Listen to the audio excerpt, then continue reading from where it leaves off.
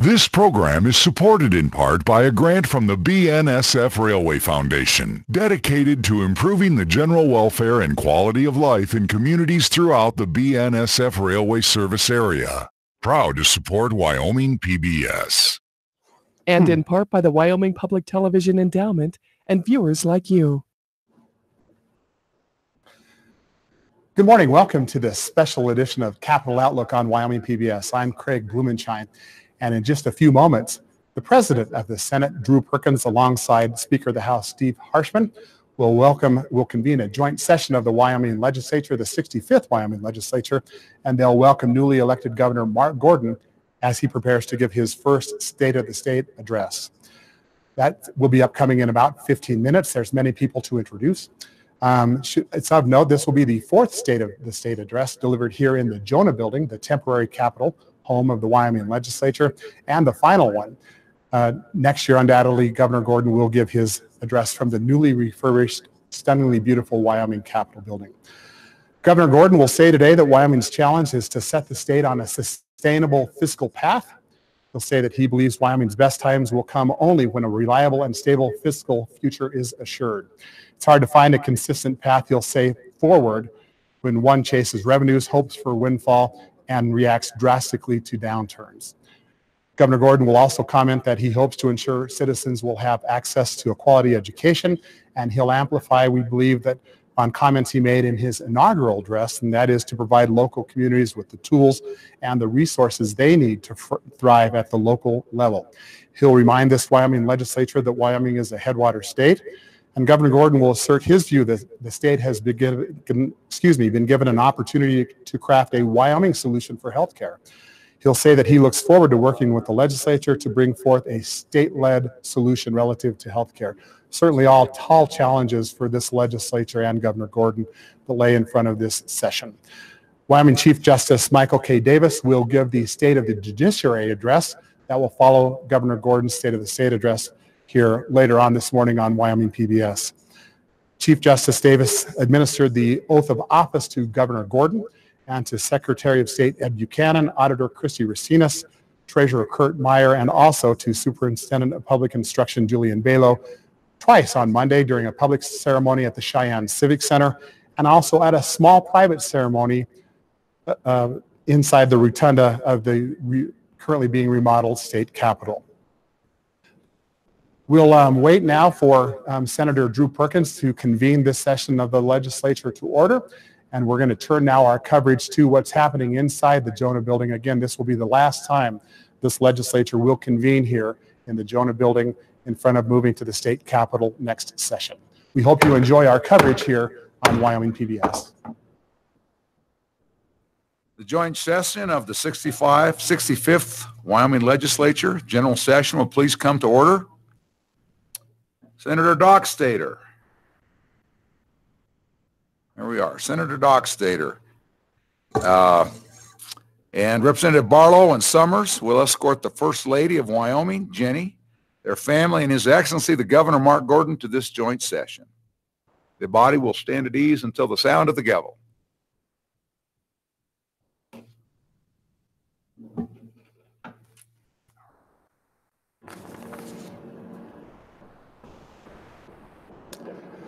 Governor Gordon will echo in many ways comments that were given yesterday by the President of the Senate, Drew Perkins, and also by the Speaker of the House, Steve Harshman.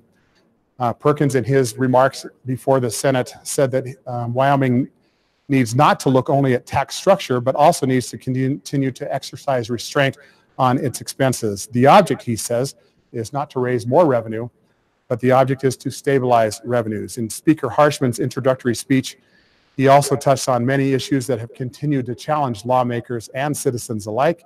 He urged lawmakers on both sides of the aisle to take a long view when considering action over the next 2 months. Speaker Harshman regularly looks at history to guide him, and he pointed out that the work of legislatures past that created the Permanent Mineral Trust Fund, passed the first sales tax in Wyoming, and those who were the first in the nation to extend the right for women to vote. The joint session will now come to order. All rise. Those were challenging votes for those legislatures, he implied. And this legislature will have tough decisions as well. Mr. President, Mr. Speaker, it is my pleasure to announce the following guests. The Honorable Alan Johnson, United States District Court Judge for the District of Wyoming, escorted by Senator Schuler and Representatives Pieperinen and Miller.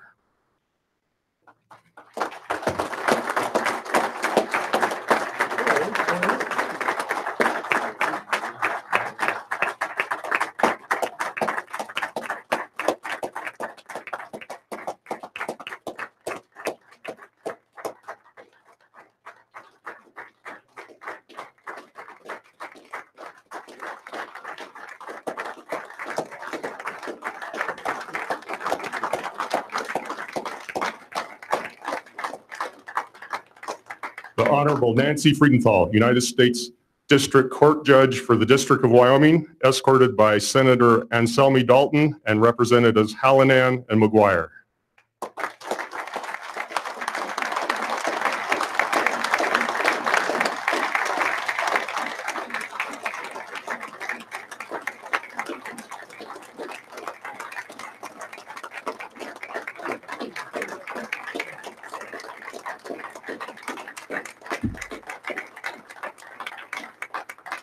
The Honorable Kelly Rankin, United States District Court Chief Magistrate Judge for the District of Wyoming, escorted by Senator Pappas and Representatives Obermueller and Swanitzer.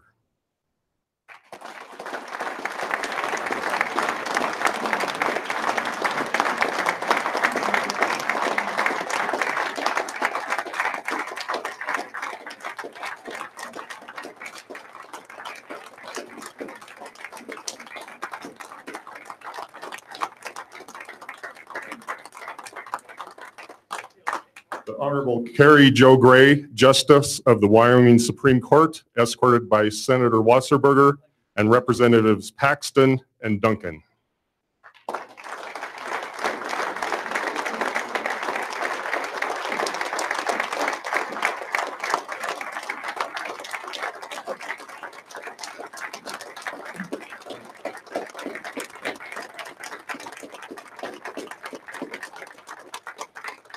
The Honorable Lynn Boomgarden, Justice of the Wyoming Supreme Court, escorted by Senator Cost and Representatives Newsom and Nicholas.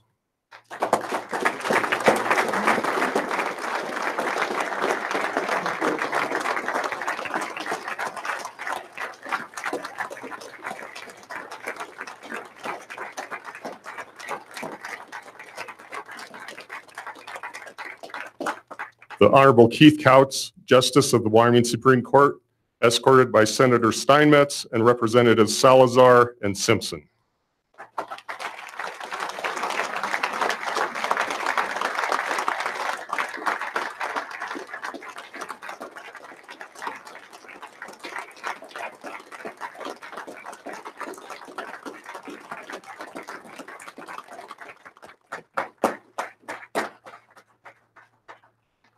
The Honorable Kate Fox, Justice of the Wyoming Supreme Court, escorted by Senator Beitman and Representatives Tass and Connolly.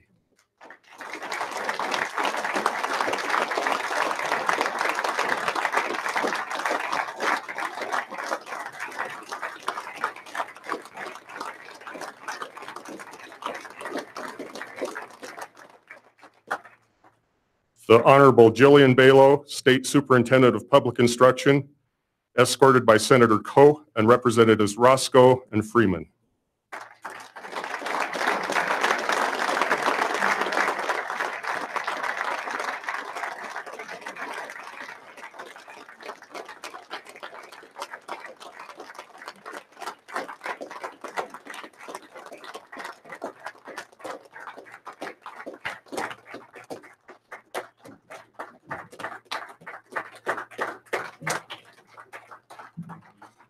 The Honorable Kurt Meyer, State Treasurer, escorted by Senator Agar and Representatives Clausen and Lloyd Larson.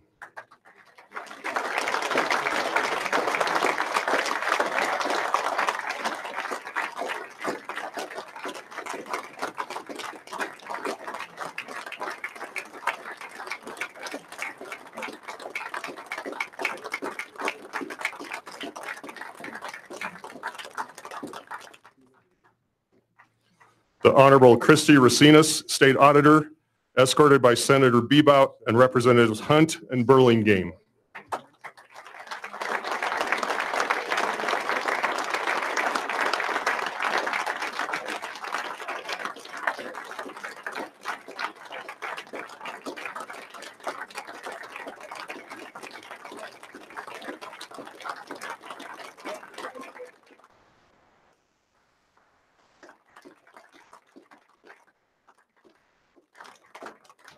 The Honorable Ed Buchanan, Secretary of State, escorted by Senator Driscoll and Representatives Frank and Stiver.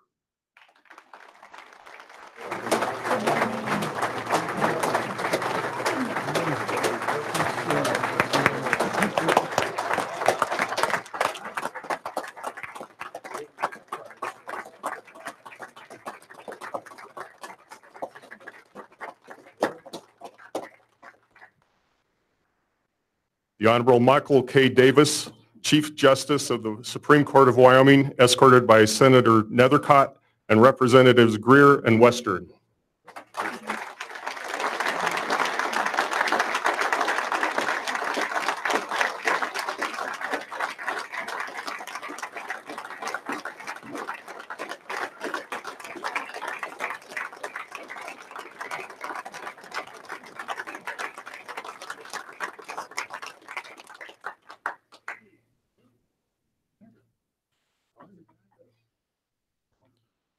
The First Lady of Wyoming, Jenny Gordon, their daughter-in-law, Sarah Young, and His Excellency, the Governor of the State of Wyoming, Mark Gordon, escorted by Senator Doc Statter and Representatives Barlow and Summers.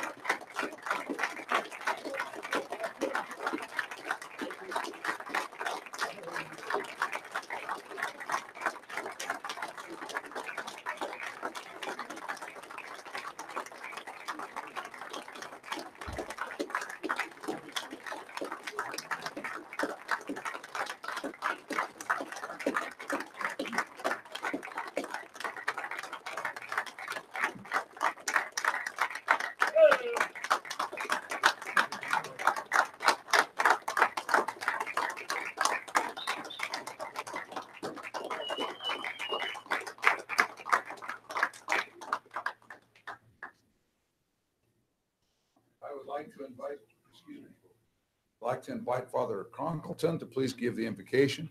Please remain standing. Let us pray. Lord God, creator of all that is, you made humanity in your image and likeness, and you gave us dominion over all you have made. We give our consent that some of the dominion you have given us is to be exercised over us by the women and men we elect and have chosen to govern us, for our government is of the people, by the people, and for the people. Be with us, therefore, as our senators, our representatives, our elected officials, the members of the judiciary, and the personnel who assist them, so that they may be good stewards of what you have entrusted to them.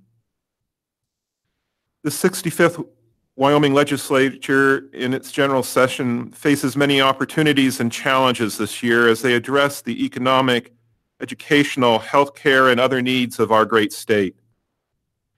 Give therefore these men and women wisdom, prudence, insight, creativity, and even a little humor, particularly when they face hard or difficult decisions during this session. Help them to work together for the common good of the people of this great state of Wyoming, and let them have a special concern for the poor, the marginalized, and the most disadvantaged in our land. as we listen now to Governor Gordon share with us the state of the state and the Chief Justice Davis share with us the state of the judiciary, let us thoughtfully consider the challenges and opportunities before us, so that with your divine grace and assistance, we may together fulfill the responsibility to govern well.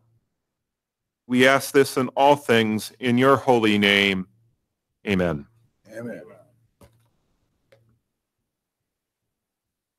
All right. You may be seated.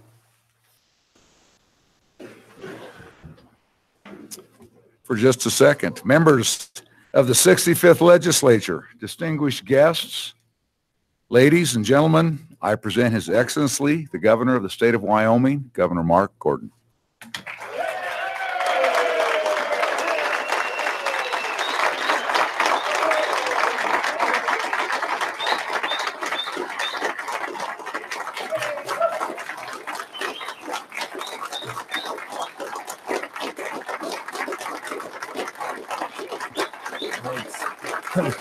Thank you. Thank you.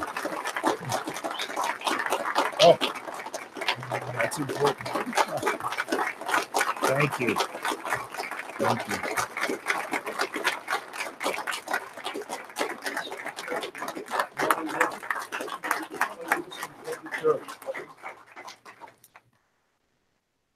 So this is why you need a governor. Let us all stand and say the Pledge of Allegiance. I pledge allegiance to the flag of the United States of America and to the republic for which it stands, one nation, under God, indivisible, with liberty and justice for all. Thank you. Well, thank you very much, Mr. President, Mr. Speaker, for the opportunity to lead this august body in the pledge. What an honor for me. And members of the 65th Legislature, thank you for your welcome. It is really nice to be here. And it will be even nicer next fall when we go back to the Capitol. So, thank you.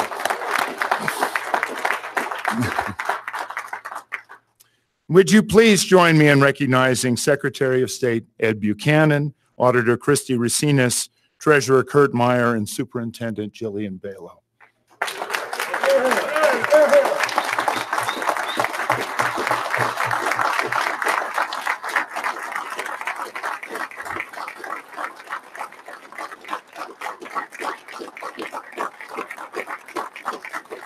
We are an amazing team, and I am really looking forward to working with them more, and I think we have great things that we can do together as we go forward. Mr. Chief Justice, Mr. Chief Justice, I note you're over there, but I also note that this is the first time in our state's history when we'll hear from a state of the judiciary from a majority female bench.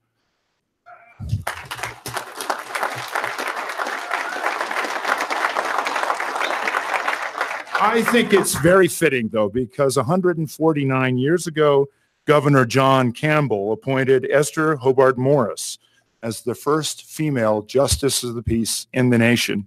And the Sweetwater County Clerk's telegram announcing the event read, Wyoming, the youngest and one of the richest territories in the United States, gave equal rights to women in action as well as words.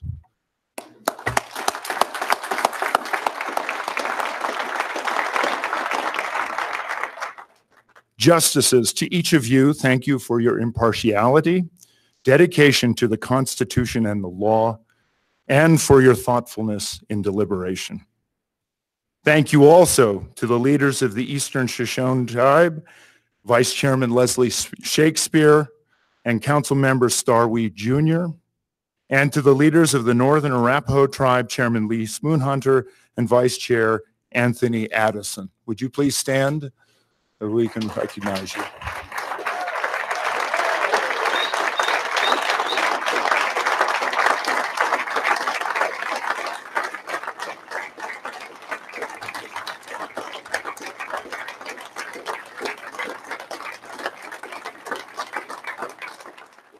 It is good to see you all here. and I look forward to building an even more productive relationship with our governments in years to come. Thank you for coming here today.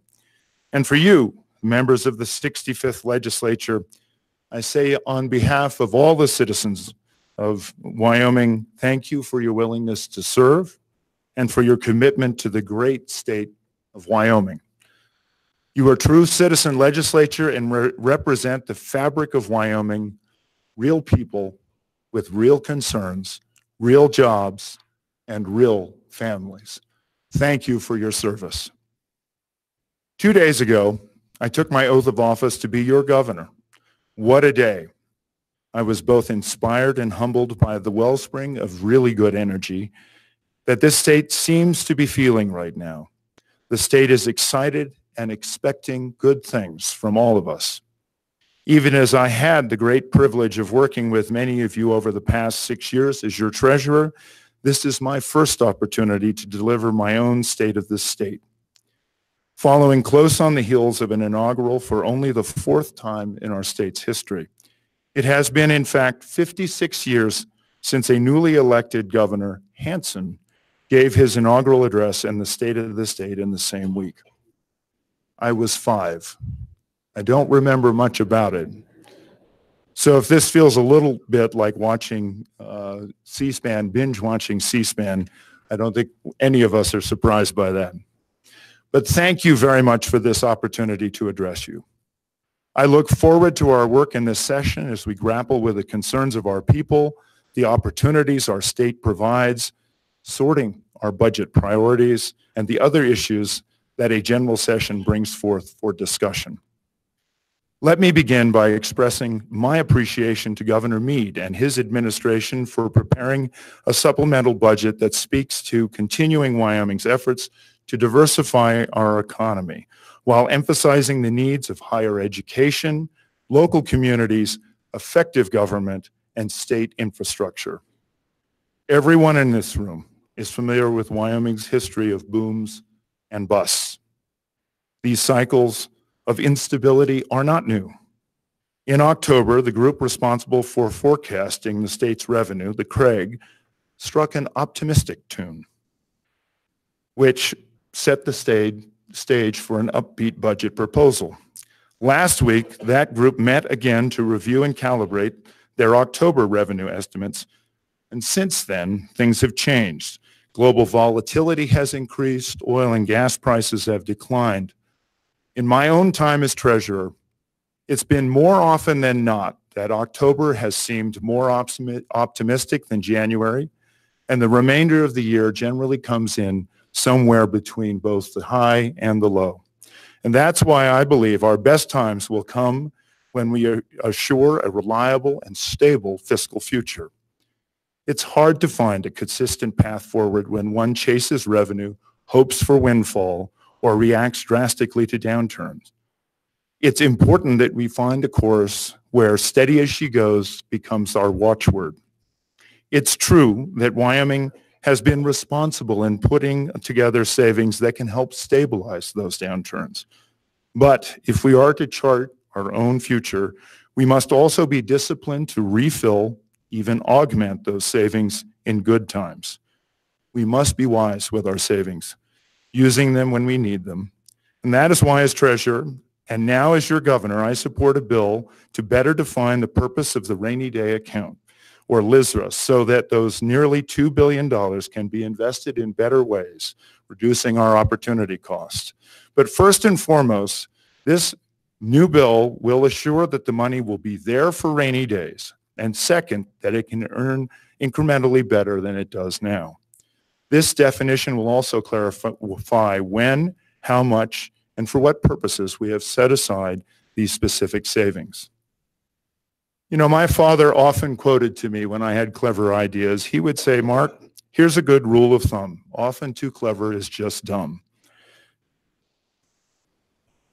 Because all of us here run household budgets, we know that there is a beauty in simplicity. Understanding the fact that a little more than a third of our total portfolio is made up by the Permanent Mineral Trust Fund, money that cannot be appropriated, and another third that is specific to various education missions, also cannot be appropriated. This leaves about a third left for us all to work with. We really don't have money to waste. Last year, investment earnings were the highest source of income to the state. Before we lend out our money for low or no interest, please remember any reduction in earning capacity, something I'm sure Treasurer Meyer will talk to you about, any reduction in earning capacity, in my view, is tantamount to raising taxes. And none of us is eager to take on new taxes. That means we will first have to do our best to contain expenditures. And a lot of work is underway already, but I believe deeply we must both look broadly and more deeply at finding better ways of delivering our services and finding savings. But I get ahead of myself.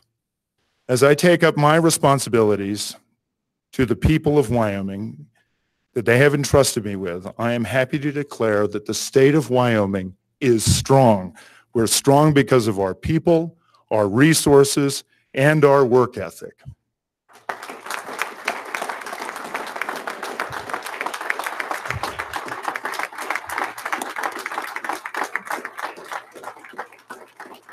Oh, thank you.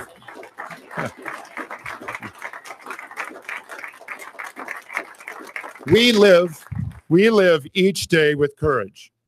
Just this Friday, some of our bravest were deployed to Afghanistan, and we'll be sending off another 327 National Guard troops in 2019. What a deep commitment to the ideals of our nation these men and women show and have shown. Tech Sergeant Ben Ekman was nominated for a national award for his exemplary service last year. Sergeant Ekman served 8 months in Iraq, and his skillful work under challenging and dangerous conditions at the Air Force Base kept aircraft and people safe. We all know that his wife, Sunny, as the spouse of a deployed airman, made an incredible sacrifice as well. Serving our country is a family effort, and we're proud to have both of you join us today so that we can show our appreciation for your service. Would you please stand so that we can recognize you?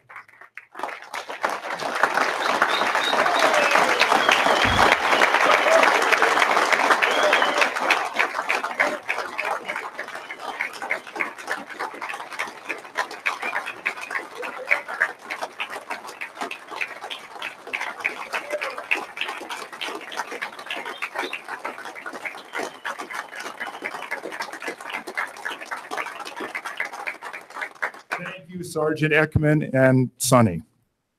And I also would like to take a moment to recognize Adjutant General Luke Reiner for your leadership over these last several years. General Reiner, would you please stand so we may recognize you?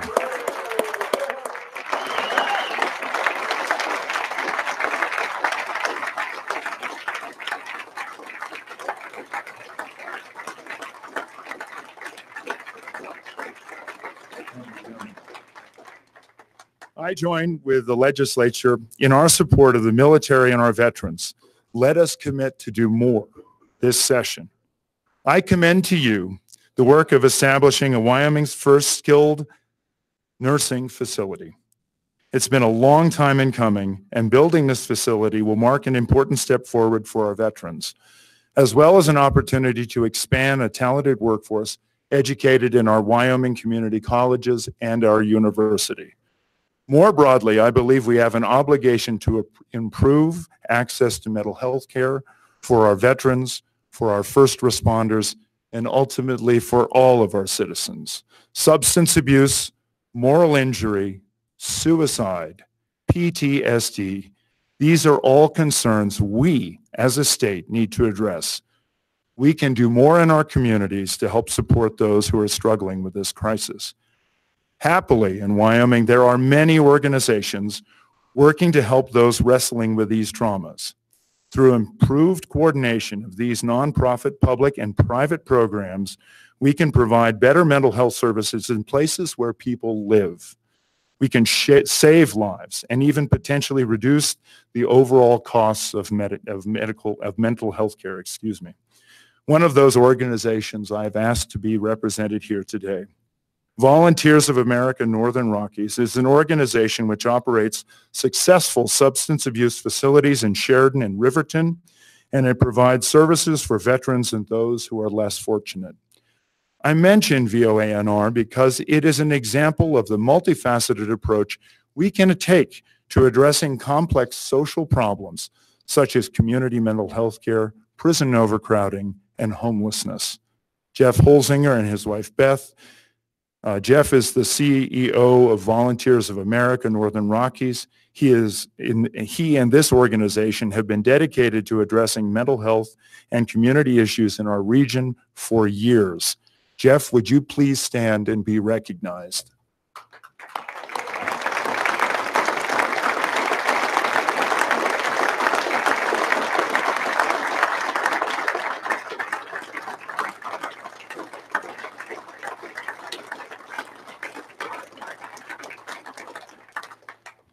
Health services, family services, workforce services, insurance, and corrections make up some of the most significant expenditures in our state. This body has wrestled with how best to meet those needs and the needs of our people in a cost-conscious and compassionate way. My administration will seek to better integrate our approaches across agencies, not through bigger bureaucracies, but by finding synergies and providing better services to our citizens and streamlining our delivery. In this session, I also believe that we can take steps towards making our schools safer. There's a bill and a budget proposal that I believe can make a difference for the safety of our kids. To be sure, there will be issues that have to be properly discussed. But I hope this session will close with all of us knowing we did our best to improve the safety of our schools. Wyoming people don't ask for recognition. We like to do what needs to be done. Even in our day-to-day jobs, we're called upon often to do extraordinary service, however. Last fall, a young person stepped forward to tell Principal Terry Quinn about a fellow student who planned an attack in his school. After hearing this information, Principal Quinn immediately acted to locate and disarm the student who was carrying a pistol and had another gun in his locker. When confronted, that student revealed that he had wanted to shoot as many students as he could. It is a sad thing when these sorts of things can occur. But Principal Quinn and the staff of Sage Valley Junior High have created a school culture that fosters confidence in students to do the right thing and come forward when necessary. Principal Quinn is here with us today, and I'd like to ask him to rise so that we might acknowledge the courage of that young person who stepped forward and Principal Quinn's quick and decisive action when averting a potentially devastating tragedy. Thank you, Principal Quinn.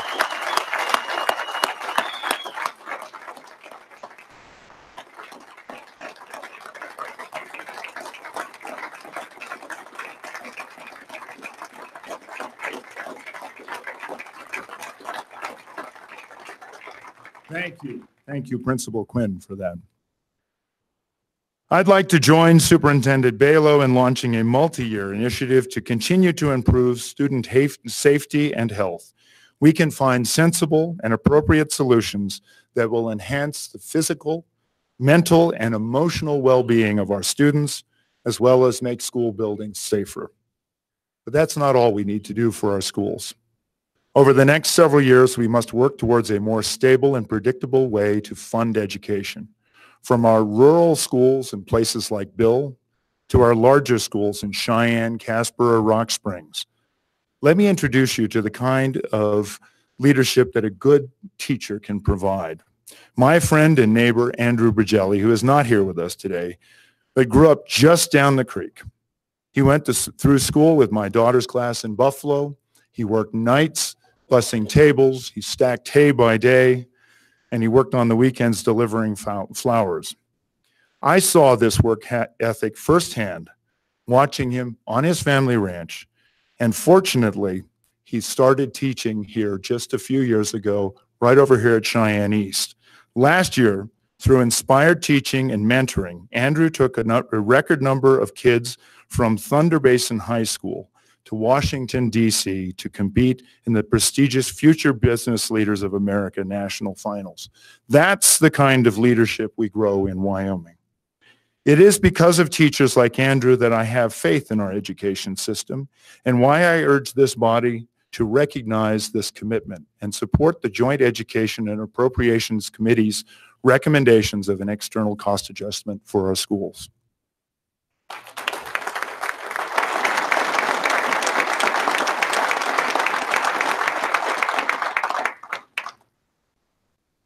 Over the course of the last couple of years in Wyoming, like a lot of states, we have suffered from a lack of a skilled workforce.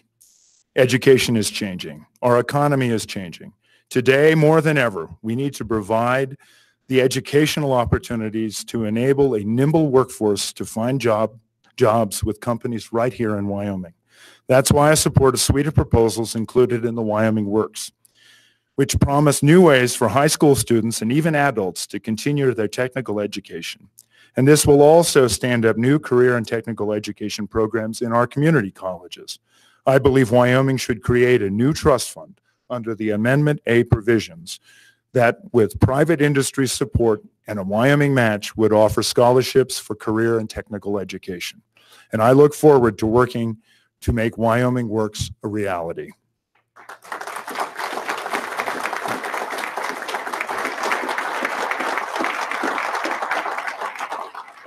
This supplemental budget is justified to place a priority on higher education. To that end, I applaud those who are proposing bills that would help Wyoming students move more seamlessly from high school to college and from community colleges to the University of Wyoming. We are moving in the right direction. The University of Wyoming is our flagship, and I am glad to support further funding for scholarships to retain our best and brightest students, to advance the effort to provide top-tier science programs, and to advance other strategic initiatives. I also believe that we should support UW's effort to retain staff and faculty. UW is responding to the times and proving to be innovative in its own right. I applaud President Nichols for launching the Outdoor Recreation and Tourism Management degree program that aligns UW with the second largest industry in the state and gives graduates an opportunity for worthwhile and fulfilling work right here in Wyoming. I'll also note that UW did this by raising private money, not asking for new state dollars. Thank you, President Nichols.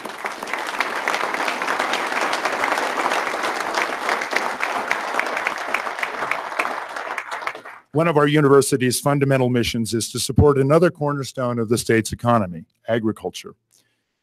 In this supplemental budget, there's a call for further innovation in agriculture and ranching through an enhanced UW Ag program. I urge you to consider those proposals closely.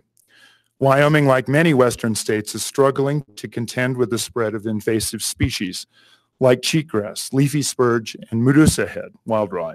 These species are degrading our range, threatening agricultural viability, and impacting big game. And we are also raising fire risk across the West with the spread of these invasives.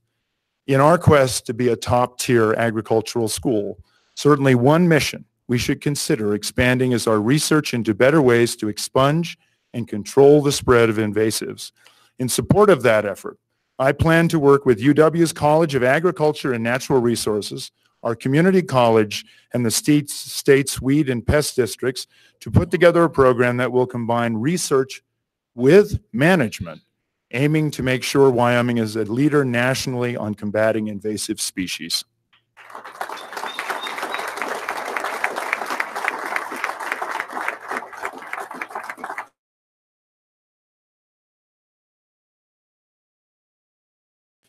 And one of the first products to sell there was Wyoming beef, and it's evidently much sought after in Taipei's finest restaurants. But I'm also thrilled that after a hiatus, Wyoming lamb is again going to Japan. We need to expand these efforts across Asia, find new markets, and grow our ag sector.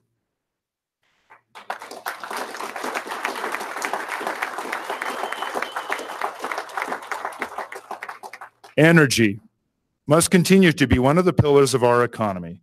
And to that end, I'll continue the support of UW School of Energy Resources efforts across the spectrum of industries that have helped to build our state. SER has become a recognized global leader in areas that will continue to underpin our economy. The world demands what Wyoming has to offer, especially when it comes to our mineral and energy sectors. In 2018, Wyoming hit a record for permit applications to drill for oil and gas. Wyoming also continues to be a global leader in trona, uranium, and bentonite production. We must continue to advocate for these industries, including fighting for a level playing field internationally.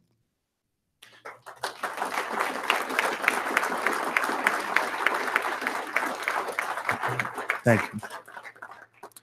I want to take a moment to talk about coal. Coal continues to power this country, and despite market trends and politics, it will remain an essential part of America's portfolio for decades to come. Around the globe, technology keeps advancing. There is progress benefiting our world by burning coal more cleanly and efficiently. Japan and Korea have built more efficient, clean burning fleets of coal-fired electric generation than have ever been built before. Technologies employed there, when paired with Powder River Basin coal, can reduce the overall carbon emitted to our atmosphere. That is progress that should be a gut cinch for those advocating to control carbon emissions. And yet, across our access to these Asian markets remains restricted, tied up in permit after permit. I believe this to be an unconstitutional restraint of trade, and I'll strongly advocate for access to all markets.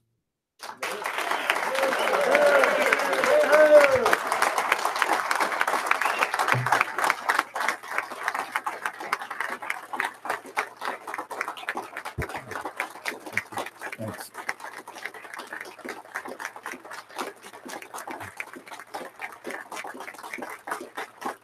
I have invited my friend and former colleague on Wyoming's Environmental Quality Council, Wendy Hutchinson, to be with us here today. Wendy has been working for nearly a decade to open a coal port in Longview, Washington. This is a port that will expedite coal exports, among other commodities, to countries like Japan and Korea. For her efforts last year, Wendy was named one of the top 100 most inspirational women in mining in the world.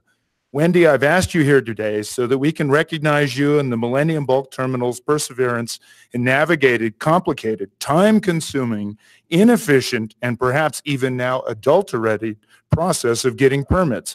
Would you please stand so we can recognize you? Thank you, Wendy.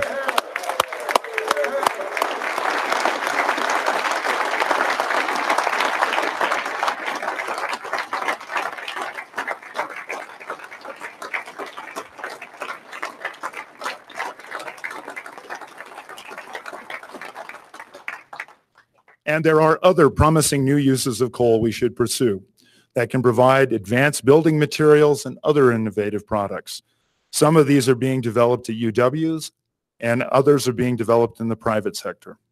Wyoming is the nation's leader in advancing carbon sequestration and has launched the Integrated Test Center, which is working on turning a byproduct like carbon dioxide into a valuable and marketable product. Here in Wyoming, we'll continue to seek innovative solutions to support coal, address climate change, and grow our economy. Thank you.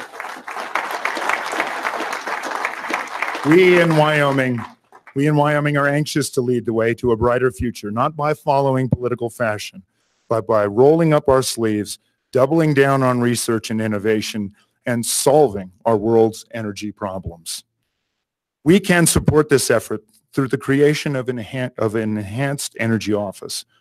Our governmental resources related to energy are spread across multiple agencies. This office can help speed up permitting for oil and gas, drilling, better site renewable energy projects, all in service of improving the ability to wisely develop our full portfolio of resources in a transparent way while safeguarding our wildlife, our open spaces, and our livelihoods. And it, thank you.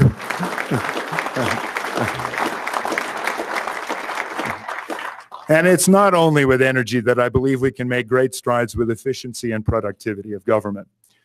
Now more than ever, to find efficiencies and build new processes means we need the best possible employees in state government. So let's make that investment in productivity in our employees. Governor Meade's budget recommends a raise for Wyoming employees. I support this request because I know now how vital and motivated and talented, I know how vital, motivated, and talented employees are to efficient, cost-effective government. I am not interested.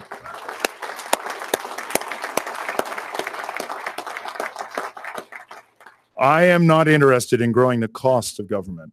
I am interested in making it better. Working together with this legislature, my administration will drive towards more efficient government. Over the last several days, Wyoming has been talking a lot about opportunity and transformation. I mentioned in my inaugural speech that this is a watershed time in Wyoming's history. This is our time to reshape government with initiatives like the efficiency study and the transparency work that Auditor Racinas and I are spearheading. We can work within government to make it serve the public better, be leaner, and more efficient. And because I believe that when people are empowered to find better approaches to doing business, better approaches will be found and more enthusiastically adopted. Our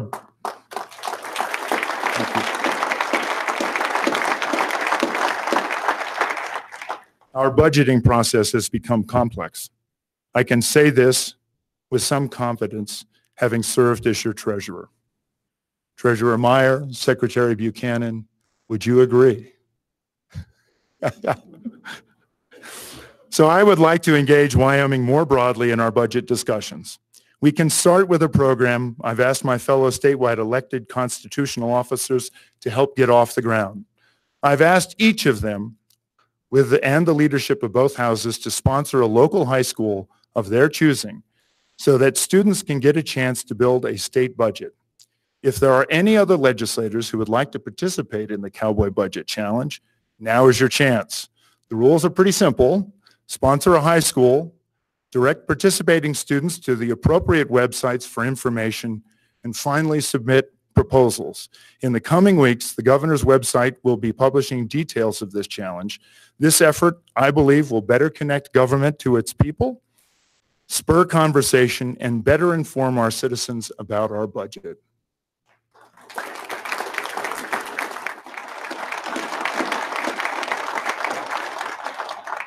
I believe that to make Wyoming stronger, our focus must continue to be on local communities.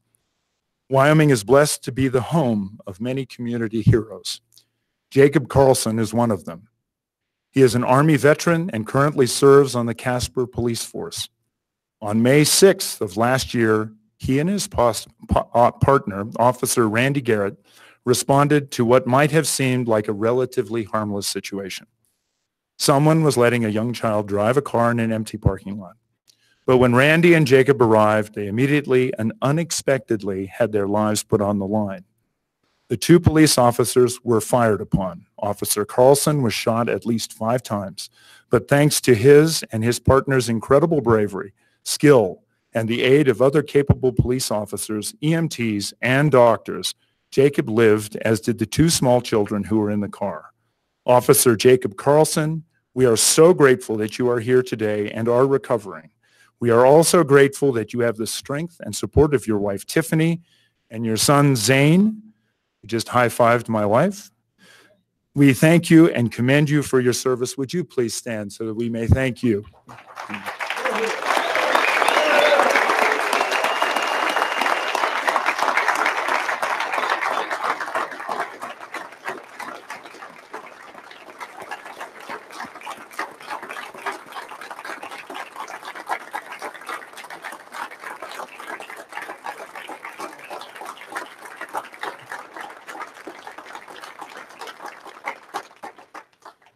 We need to support our local police departments, sheriff's offices, fire halls, and local communities. I believe the best decisions are made closest to where the impact of those decisions are felt. It's also at the local level where individuals and entrepreneurs can spur new businesses that align with the community's values and assets. I applaud Governor Meade's dedication to providing funding to local governments these past 8 years, and I'll continue that work. But beyond dollars, I want to move forward with improving the tools required for cities, towns, and counties to prosper. That means finding ways to enhance the services of the State Loan and Investment Board. I also support the recommendation in the supplemental budget to augment the Federal Natural Resources Protection Account, the FNRPA account, which provides a great buffer against federal overreach.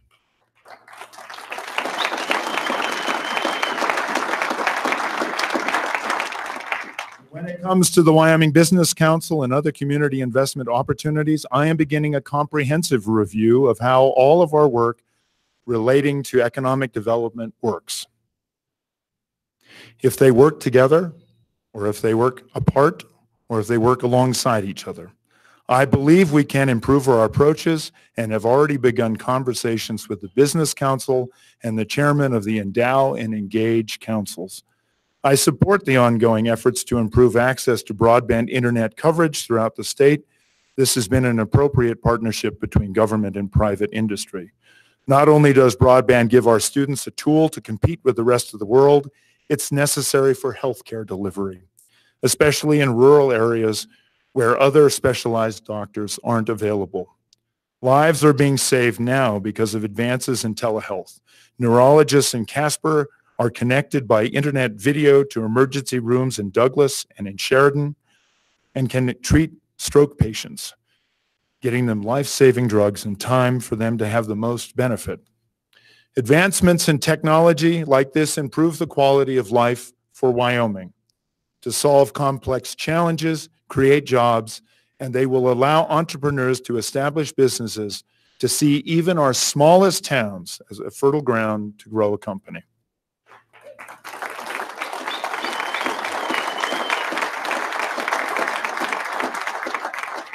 As governor, I will support our hometowns as they chart their own courses for the future.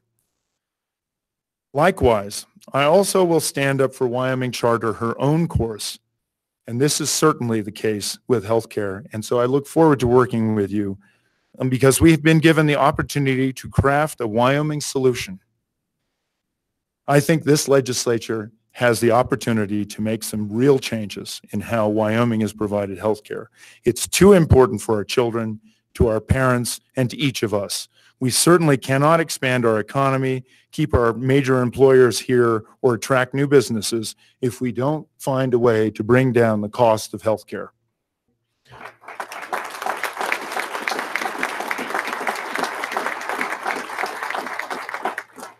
Wyoming is a headwater state. We are home to some of the cleanest water and cleanest air in the nation. Our heritage of wildlife, unparalleled vistas, and open space make us the envy of the world. These are important and special assets for Wyoming that inspire tourism and just plain make Wyoming a better place to live. Over the past several years, citizens from every one of the state's 9 judicial districts have brought a discerning eye to the projects supported by the Wyoming Wildlife and Natural Resource Trust. Projects have benefited Wyoming's water, wild animals, and habitats, from irrigation projects to invasive species control. In its nearly 15 years, the trust has put forward $58 million, often leveraging those dollars with private match in projects all over the state.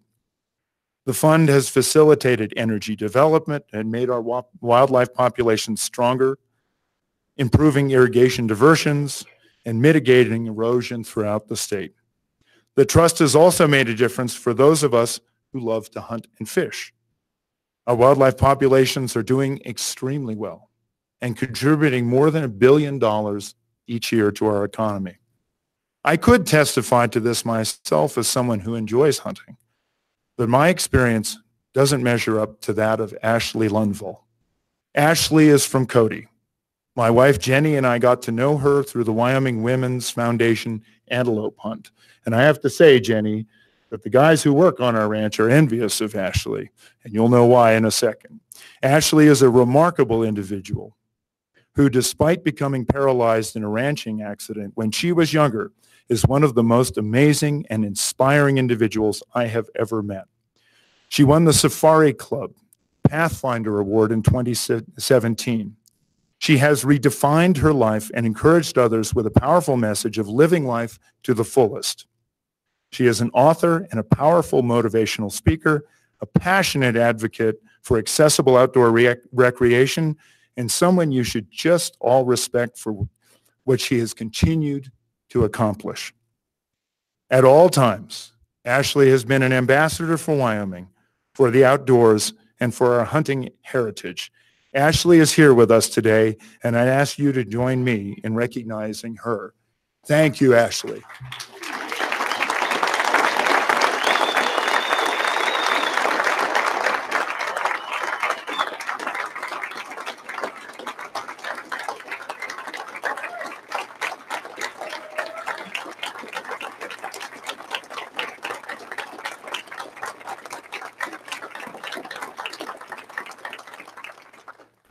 To further invest in our hunting, in our big game, in all wildlife and their habits, I'd like to add something to the Wildlife Natural Resource Trust this session, with the aim of moving towards having the trust become self-sufficient, as it was always intended to be.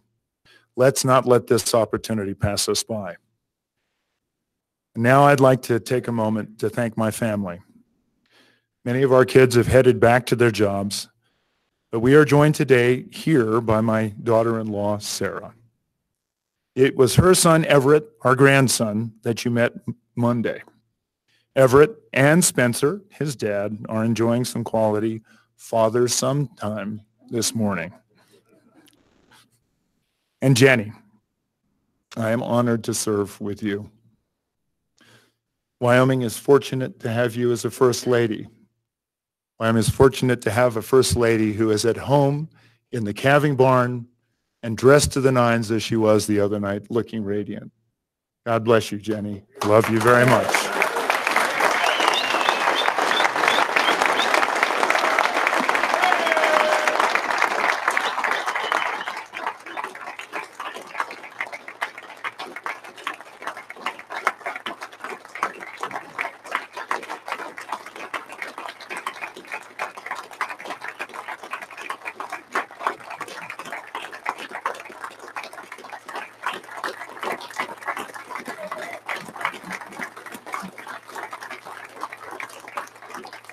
It's not often that a husband, normally it's the husband's role to embarrass their wife. It's not often that a husband has an opportunity to embarrass his wife. But for those of you legislators who do not know Jenny, we look forward to hosting you at the residence and getting to know you. We're humbled to have the responsibility of being the first family for this incredible state for the next 4 years. I have to say, the enthusiasm we have felt over the past couple of days should give us all optimism for the future. We are a resourceful people in an amazing state at an important time in our history. Let's make the most of this. I thank each of you, legislators, for your friendship and for engaging in this conversation. And I look forward to hearing your ideas and learning your priorities. For those of you watching at home, my hat is off to you. Thank you for being engaged in your government. We can all applaud the legislature, this legislature, for advancing transparency and making it easier to participate in the legislative process. And finally, I cannot do justice to the gratitude and humility I feel to be standing here as your governor and the governor of the greatest state in the nation. Thank you. God bless. God bless Wyoming, and God bless the United States of America. Thank you.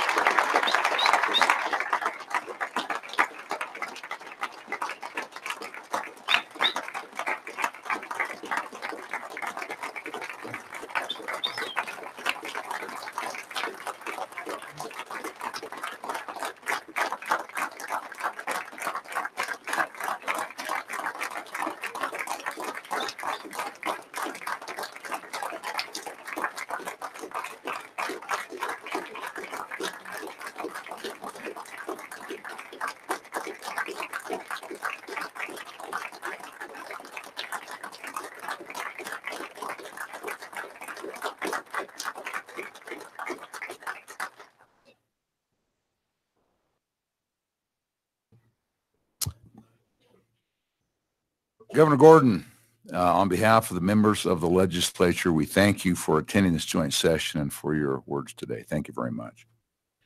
Ladies and gentlemen, members of the 65th legislature and distinguished guests, ladies and gentlemen again, I now present the Honorable Michael K. Davis, Chief Justice of the Wyoming Supreme Court. Please rise.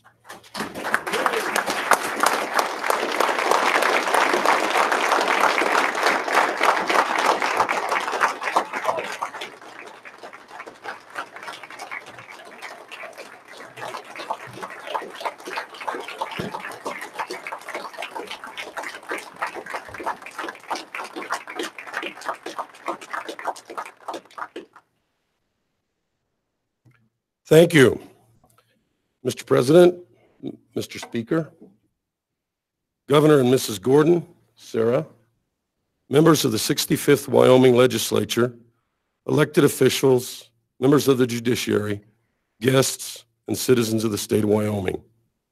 It is an honor to speak to you on behalf of the dedicated men and women who serve in the judicial branch of our state's government. Thank you, President Perkins and Speaker Harshman, for the opportunity to do so. I am pleased to report that the state of the Wyoming judiciary is strong.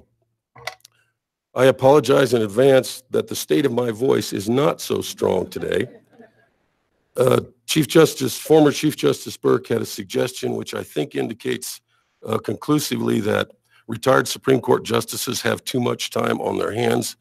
He suggested that I hire someone with a great voice, like a radio announcer, to record this message, and that I then come up here and lip sync it. Judging from how much trouble some rock bands got in for that, I decided to make a stab at it. But thank you for your understanding. It has been a year of transitions and changes for the judiciary. Justice William Hill retired from our court earlier this year, and Justice Lynn Boomgarden has taken his seat on the court. Justice Jim Burke retired in October of this year, and his seat has been filled by Justice Carrie Jo Gray. Justices Boomgarden and Gray have been hard at work producing excellent opinions, and the rest of the court, although we miss our retired colleagues, is enjoying working with them in our common goal of rendering justice for the citizens of Wyoming.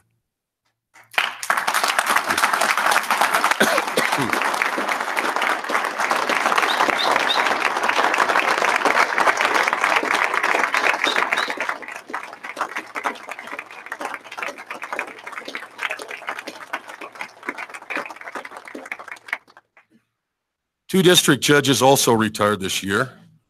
Judge Bob Scar of the 5th Judicial District, based in Worland, left the judiciary after many years of faithful service in a number of positions of public trust, and his big shoes have been filled by Judge Bobby Overfield. Judge Tom Sullins, who has been a role model to many of us, both as lawyers and judges, has retired from his post in Casper effective January 7, and that post has been filled by Judge Kerry Johnson. In addition, after consulting with the Laramie County Commissioners and the 3 district judges sitting in Cheyenne, and after communicating with leaders in the legislature, the 4th district judge opening, which this body authorized in the 1st Judicial District, was open to the judicial nominating process. Peter Frolicker was selected to fill that position, and he is working toward assuming his duties and looking forward to relieving some of the burden on the other 3 judges who have been doing the work of 4.5 judges up until now. Finally, Circuit Judge Tom Harrington, sitting in Worland, retired on January 7, and he plans to help coach wrestling and to continue to serve his community as he has done so well in the past. His seat has been filled by Ed Loom, a longtime Worland attorney. I would be remiss if I did not say something about the hard work of the Judicial Nominating Commission. Under our Constitution, this body consists of 3 non-lawyers appointed by the governor and 3 attorneys elected by the Wyoming State Bar. From the 2nd week of June through the 3rd week of November, the commission produced 5 sets of 3 nominees each for 1 position on the Supreme Court, 3 district court positions, and 1 circuit court judgeship, culling through numbers of applicants that range from 9 to 19 for each position.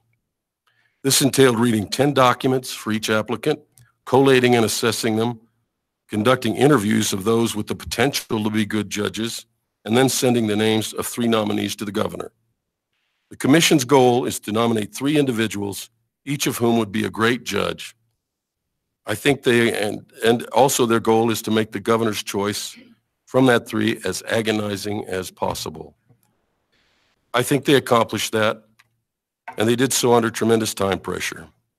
We should all be grateful for their volunteer service.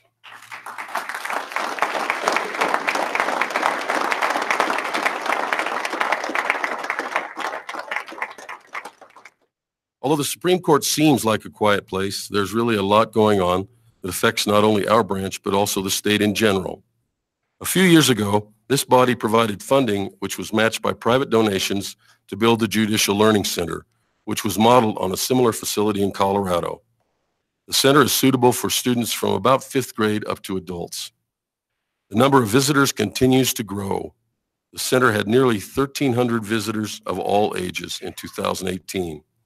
We expect that number to increase when the capital renovation is complete and visitors come to see that wonderful renovated facility near our courthouse. The Learning Center is also available online for those who cannot make it to Cheyenne to see it. Why so much emphasis on children, you may ask? As Chief Justice John Roberts of the United States Supreme Court recently observed, if children do not understand the Constitution, they cannot understand how our government functions or what their rights and responsibilities are as citizens of the United States. And that is the goal of the Judicial Learning Center.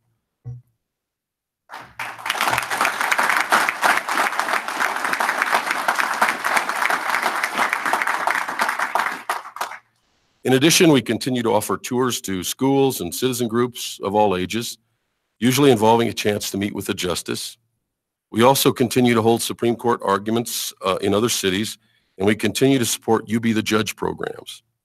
The latter are presented by local judges and the Supreme Court, who ask citizens to sit as judges on mock cases and to decide them as if they were real judges and as if they were real cases. They soon find that judging is not as easy as it appears to be. Until a couple of years ago, the Wyoming Judicial Branch did not have a formal system for orientation of new judges and justices. Chief Justice Jim Burke and Justice Keith Couts instituted a new judicial orientation program, which has been a great success. The best part of these orientations is provided by the trial judges themselves. They are able to guide new judges through pitfalls and best practices, and they are to be congratulated on their hard work supporting their new colleagues. 13 judicial orientations for all levels of the judiciary have been completed between January of 2017 and January of 2019, and we think they help new judges hit the ground running, which they must do. 2 years ago, the legislature increased the judicial system's automation fee so that the judicial branch could, among other things, begin upgrading the audio and video capacities of our approximately 70 courtrooms around the state. A study conducted earlier had found that many of our courtrooms were only at a 3 or 4 on a functional scale of 1 to 10. Often meaning that they did not have basic audio capabilities to allow participants and the court to hear what was going on in the courtroom. Although the funding from the JSA fee has not been as much as anticipated, the Court Technology Office is upgrading courtrooms as funds are available to assure adequate audio and hearing impaired technology to comply with the Americans with Disabilities Act and to make sure hearings are actually proceedings where all present can hear. In the future, we will provide video technology to bring the courtrooms up to a modern, functional level. The branch is also rolling out a new jury selection program called Agile Jury, which allows jurors to complete questionnaires online and to receive text and email messages of upcoming trials. The system was piloted in Laramie County District Court, where it received rave reviews. Over 1,000 citizens have already used the system. It has greatly reduced the time the clerks of court must spend notifying jurors when they must come to court, and it has enhanced the experience of potential and serving jurors. The electronic case management system in our circuit courts reached end of life a few years back, and we are beginning to pilot an upgraded program and expect to have it installed and operational in all the circuit courts by early 2020. This project, like others, requires extensive travel by our small IT staff, but it is getting done as quickly as possible. As to the district courts, everyone, including and especially me, is impatient to get electronic filing in place in those courts.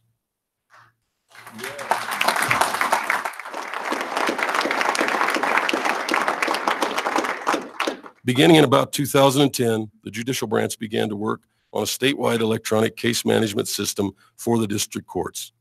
Before that, each county had its own electronic system, if it had any at all, and it was impossible to conveniently collect statewide data from it. A statewide system was put in place, and so now all district courts are on the same system, meaning that data can be collected and judges can work electronically, both in their home courts and on cases assigned from out of district. Unfortunately, the system was not completely satisfactory to either the clerks of district court or to our staff, and we pivoted to an upgrade of the full court program, which had been used in 15 of the 23 district courts and which is used in the circuit courts and is being upgraded. These systems are complex and they require extensive and time-consuming customization to fit the Wyoming legal system. The clerks of district court and our IT staff have been working to get the system ready for use, and we hope to begin testing it in pilot courts later this year. Until the new system is in place, however, it is not possible, or at least not desirable, to the clerks of court and our staff to initiate e-filing. We anticipate that an e-filing system will be tested in district pilot courts by early 2023. We would all like to have this happen much sooner, and we continue to look for ways to speed things up, both on our end and with the contractor. But we are making progress as quickly as the capabilities of the district court clerks, our contractors, and our small staff allow. I hesitate to descend into more detail on IT issues for fear of losing you all, but I did want to mention that we have been involved in securing our court data statewide. Courts around the country have been subject to hacking and denial of service attacks, and there is good reason to believe that someday there will be successful data ransom demands in courts around the country, including ours, as well as other data breaches. We have been told that there really doesn't have to be a rational purpose behind those attacks. If a system can be brought down, there will be someone who will do it just because he or she can. I don't want to go into specifics in this very public forum for security reasons, but we have upgraded our threat protection, hired contractors to try to penetrate our defenses, instituted policies to make ourselves a harder target, and arranged for cloud backup so that we will always be able to get our data. We also now have a disaster recovery plan so that our courts can continue to operate in the event of a man-made or natural disaster. As part of our security efforts, we have also upgraded hardware and software statewide. The new software is much more secure, and unfortunately, newer hardware was needed to run the newer software. In addition, we have expanded cooperation with outside agencies, including counties, vital statistics, ETS, the Division of Criminal Investigation, Driver Services, the Wyoming Highway Patrol, and local law enforcement agencies. This cooperation allows legislatively authorized electronic transfer of court data to these agencies for their own activities. In terms of Supreme Court personnel, we have lost our Chief Financial Officer, Christy Racinas, who succumbed to the siren song of elected office.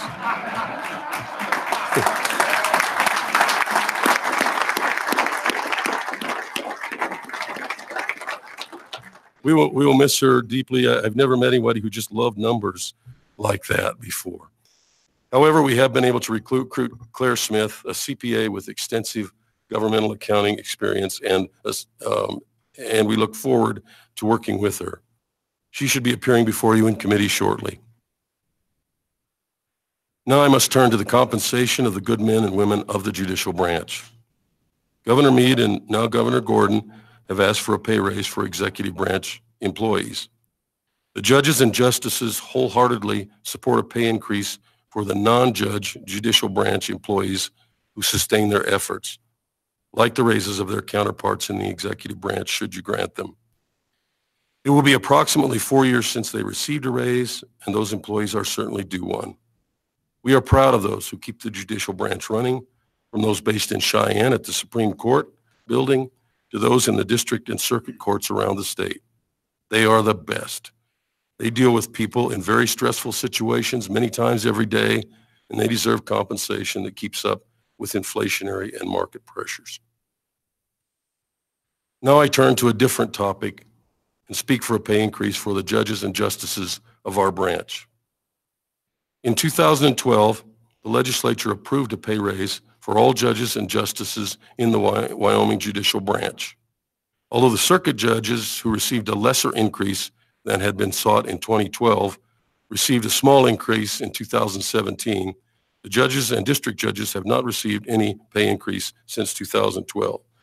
I want to make it clear that attorneys who become judges do not expect to earn what they could make by working in private practice. Our judges have chosen public service, but they also have families and obligations, and they can only afford to reduce their earnings so much and live up to those obligations. It is, of course, a great honor to be trusted as a judge, and we all feel not only the tremendous obligation of the office, but also great pride to hold the public trust. However, those who become judges face the reality that they may make a legally sound and correct decision which is unpopular and thus fail retention for doing the right thing. This is a daunting prospect for lawyers already making a good living when they choose to seek a judgeship.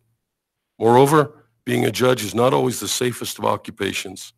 The difficult choices they must make and the often violent individuals who appear before them guarantee a certain level of apprehension, as well as a genuine risk of harm to themselves and their families.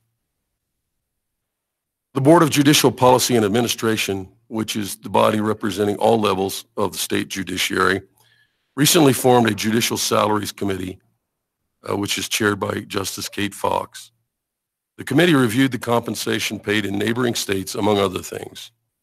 The committee's research revealed that the compensation of our judges and justices who perform work similar to that of our colleagues in other states has fallen behind. For example, our district judges earn a salary of $150,000 per year.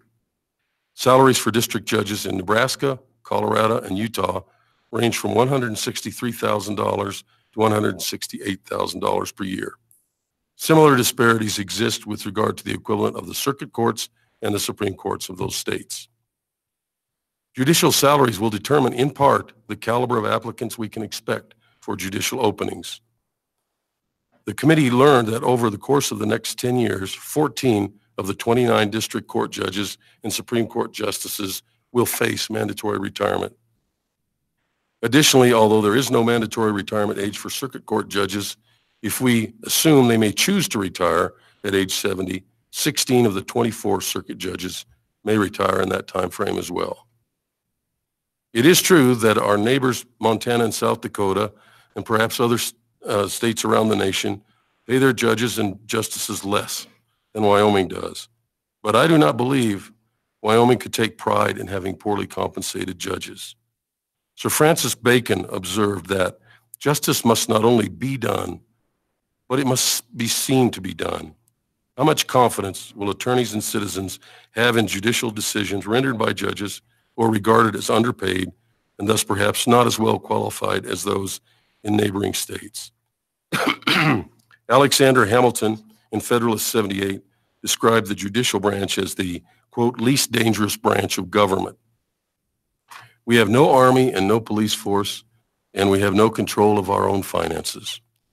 Our decisions are honored because other branches of government and our citizens respect the rule of law and believe that judges are independent of political and other pressures in their decision-making.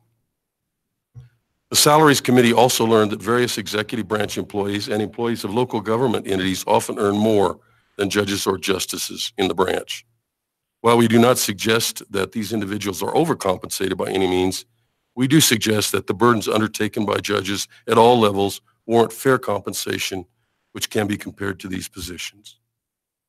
It is true that we continue to be able to recruit well-qualified judges.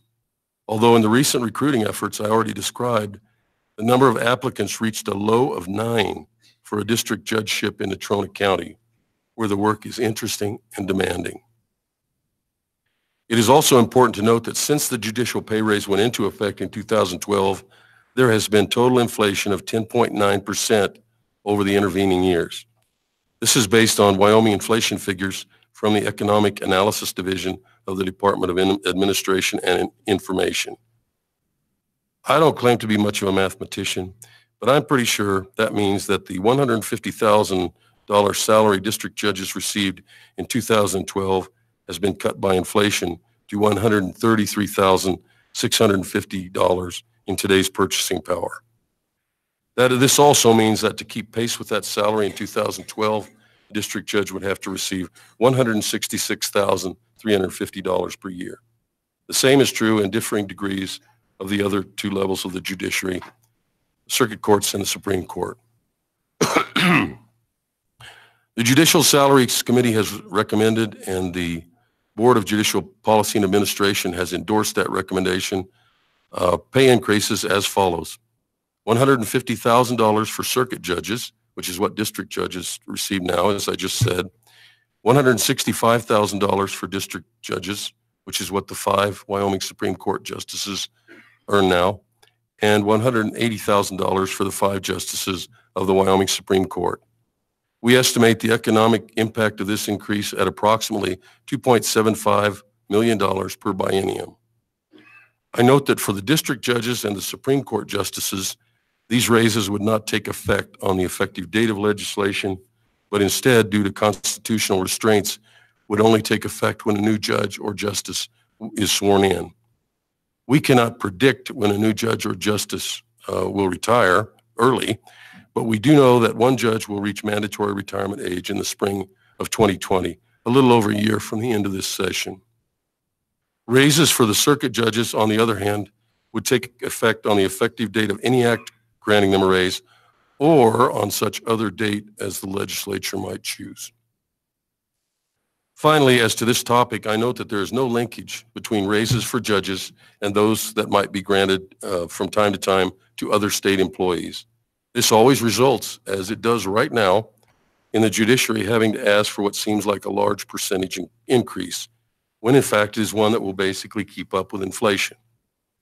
I would urge the legislature to address the existing situation this session, but to consider a means of periodic increases that will fairly relate to incremental salary increases for other state employees, perhaps as an interim topic. The online Merriam-Webster dictionary found that the word of the year for 2018 was justice. It has been the most looked up word in that dictionary in last year. It has always been and always will be the mission of the judicial branch to do justice in the individual cases that come before judges at all levels.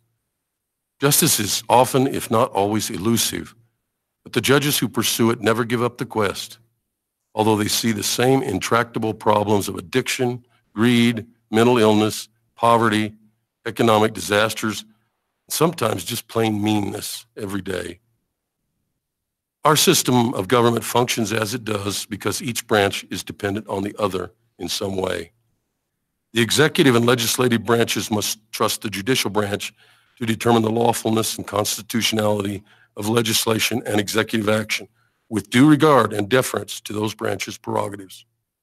The judicial branch must trust the legislative branch to provide funding to continue that elusive quest for justice at the ground level, face to face with litigants, in courtrooms around this state, in cases involving men, women, families, business organizations, and governmental entities.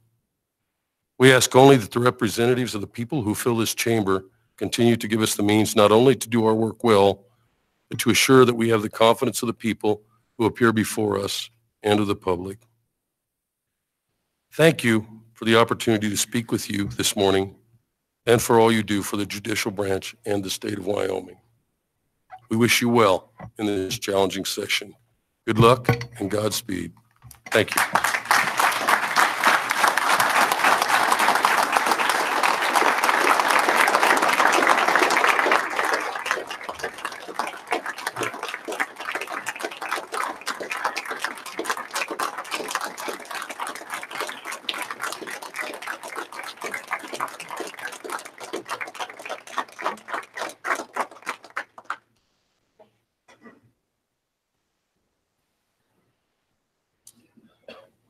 Chief Justice Davis, on behalf of the members of the Wyoming Legislature, I thank you for attending this joint session and for your message today. We appreciate your time and effort. Thank you. Senator Dockstader, Representatives Barlow and Summers, will you please escort the First Lady of Wyoming, their family, and the governor from the chamber?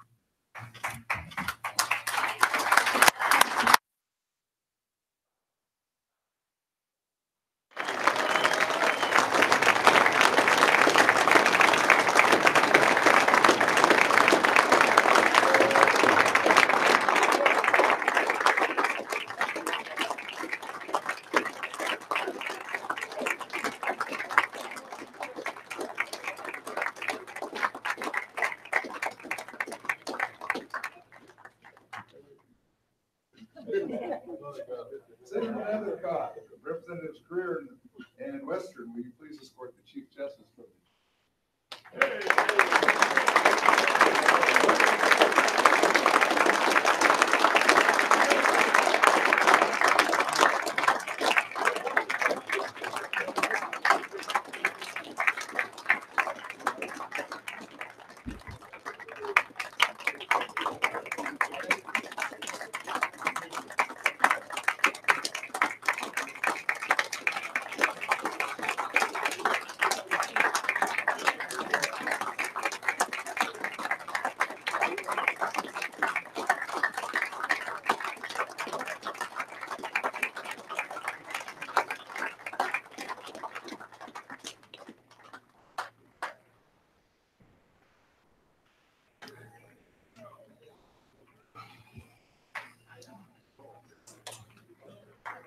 Superintendent?